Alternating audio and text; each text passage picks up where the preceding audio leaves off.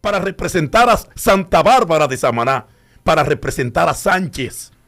Entonces, no puede ser cualquiera. Nosotros estamos bien porque nosotros nos preparamos para este momento. Nos preparamos realmente para representar la provincia más pobre del país, dicen algunos, y nosotros vamos a demostrar que eso es una mentira. Sí, bueno.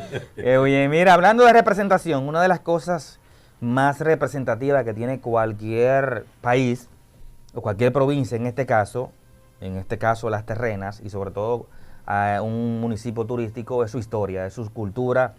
Si perdemos eso, perdemos nuestra esencia e identidad. No tenemos nada que vender, porque playas hay en muchos lugares, más bonitas que la nuestra. Sí. Pero si esas playas tú las juntas con historia, con cultura, gastronomía, con buen trato, pues explota. Sí. ¿Qué es lo que pasa con Las Terrenas y qué es lo que pasa con Samaná? Correcto. Ese turismo de contacto. Y nos hablaste en tu participación anterior que querías tratar el tema de Carlos Lima y el tema de Cozón. ¿De dónde salen esos nombres, hermanos, para la gente que no conoce parte de nuestra historia? A los pueblos como el nuestro hay que hablarle con la realidad. Y la realidad es nuestra propia historia, Junior. Mucha gente no sabe que Colón pisó esta tierra de nosotros. Sí. Este Samaná. Colón visitó nuestra zona Samaná en un momento determinado de la historia. Pero lo que me preguntas, en el año 1949, los sacerdotes del Sagrado Corazón de Jesús llegaron a Sánchez. En ese momento Las Terrenas pertenecía a Sánchez. Entonces, ellos llevaron lo que le llaman una un censo de población y vivienda a lo largo y ancho de la comunidad sanchera. Esto incluye Las Terrenas. Los sacerdotes se trasladaron a Las Terrenas. Por eso es que ustedes escuchan comunidades, por ejemplo, como Carlos Lima. Cada viernes vamos a hablar de un tema de estos culturales. Carlos Lima. Y usted se pregunta, ¿y no es Carolima? Sí, dice Carlos Lima. O Carlos Lima. No, es Carlos Lima. Porque en ese momento, en el año 1949, los sacerdotes visitaron ese lugar y ahí solamente había un solo habitante de nacionalidad española llamado Carlos, de apellido Lima. Carlos Lima. Y como era ese único habitante en ese lugar, lo inscribieron en el censo de población y vivienda y conversando con los que andaban con el sacerdote, entre ellos mi padre, Cristino Capellán, Quintino le decían. Y bueno, pero vamos a ponerle el nombre de él mismo. Exacto. Porque no hay otro. Bueno, pues le pusieron Carlos Lima. De ahí prende el nombre que hoy nosotros le estamos dando. Pero mira cómo se diversifican las cosas, porque a la gente no le cuentan la verdadera historia. ¿Ahí no hay un busto? No. Ahí debería haber haber un busto de este caballero. Claro, una pequeña placita. Claro, fue el primero en habitar eso. Ahora usted me pregunta el otro caso. Este es un poquito jocoso. Este es un poquito jocoso. Yo le preguntaría a un ciudadano de Las Terrenas, ¿habrá algún árbol que se llame cozón? Y usted me dirá, no.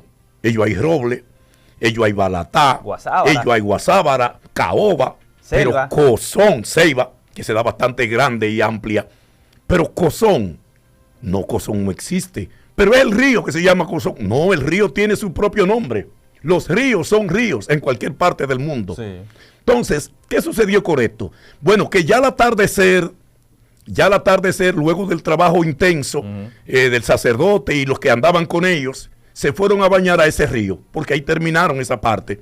Y al bañarse en ese río, comenzó una chercha, porque a los sacerdotes son como las monjas, que muy pocas personas han visto su cuerpo. Pues el sacerdote se fue a bañar y parece ser que lo hizo para no mojar los interiores, lo hizo de manera abierta. Y los que estaban ahí, incluyendo mi papá, alguien le dice a mi papá, Quintino, pero el padre no es una cosita, ¿no? Es un cozón. Es un cozón. Señores, de ahí viene el nombre. De esa comunidad, de ahí viene el nombre. Cozón. Pero fue de esa cherchita que salió ese nombre. Bueno, pues yo le categorizaron como Cozón. ¿Recuerda usted? Bueno, ahí no puede haber un busto. No. No, ahí no debe haber. Ahí no debe haber un pudiera haber, pero no se debe. Sí. Pero son cosas interesantes que a la gente debe conocer. La gente debe indagar el por qué y por qué nos llaman de tal manera. Todo obedece. Está en la calle El Carmen. Sí. Entonces, ¿quién le puso ese nombre a la calle El Carmen? Ellos mismos, los sacerdotes. Sí. Es decir, usted ve cada comunidad, el Portillo. Eran portillos, claro, portillos, cruces pequeños, porque eran cruces de caballo, de animales. Y había ese portón pequeño, que es un portillo, pero era el portillo de los animales, de cruces de animales. De ahí viene el portillo.